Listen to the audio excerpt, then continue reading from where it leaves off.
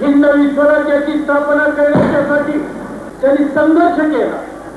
त्या शिवरायांना स्मरून सामाजिक समतेचा झेंडा घराघरामध्ये राबवण्यासाठी ज्यांनी आपलं आयुष्य दिलं त्या महात्मा ज्योतिबा फुल्यांना प्रणाम करून आणि पीडित आणि दलित जनतेला सन्मानानं जगण्याच्या संबंधीचा अधिकार देण्याची महान कामगिरी केली त्या डॉक्टर बाबासाहेब आंबेडकरांच्या समोर विनम्र होऊन आज राष्ट्रवादी काँग्रेसचा पुनर्जन्म करण्याच्या संबंधीचा महत्वाचा निर्णय आपल्या सगळ्यांच्या साक्षीने या ठिकाणी केला जातोय याचा मला मनापासूनचा आनंद आहे.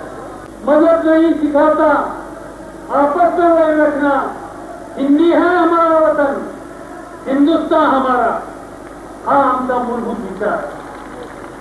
इथं सगळ्या जातीच्या आणि धर्माच्या लोकांना बरोबर घेऊन आज पुन्हा एकदा नव्यानं महात्मा गांधींचा विचार घेऊन तुम्हा सगळ्यांच्या साक्षीनं हा राष्ट्रवादी काँग्रेस पक्ष सबंध देशाच्या कानाकोपऱ्यामध्ये जाण्याच्यासाठी आजपासून मार्गस्थ होतोय. तुमच्यातल्या वडीलधाऱ्यांचे त्याला आशीर्वाद पाहिजे, सर्वसामान्यांचा पाठिंबा पाहिजे आणि तरुण पिढीने आपल्या खांद्यावर ही जबाबदारी घेतली पाहिजे. आया बहिणींनी त्याला साथ दिली पाहिजे. हे आवाहन करण्याच्यासाठी आज मी आपल्या सगळ्यांच्या समोर उभा आहे.